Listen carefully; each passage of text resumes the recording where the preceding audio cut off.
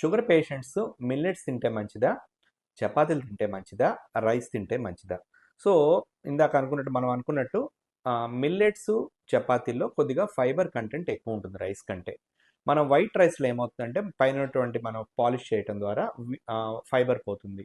So, brown rice కానీ, red రైస్‌లో గానీ, చపాతీ గానీ, మిల్లెట్స్ గానీ ఒకే విధంగా ఉంటాయి.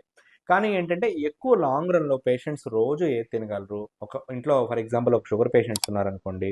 ఒక లేడీ, ఒక ఫీమేల్ ఉంటుంది. నలుగురు, ఐదుగురు మనుషులుంటారు.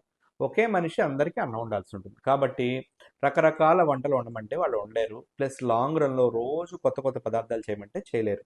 కాబట్టి నా పేషెంట్స్‌కి నేనేం చెప్తానంటే తినే రైసే 4 కప్పులు రైస్ ప్లేస్‌లో 1.5 కప్పు రైస్ తిను. ఒక జామకాయ యాడ్ చేసుకో.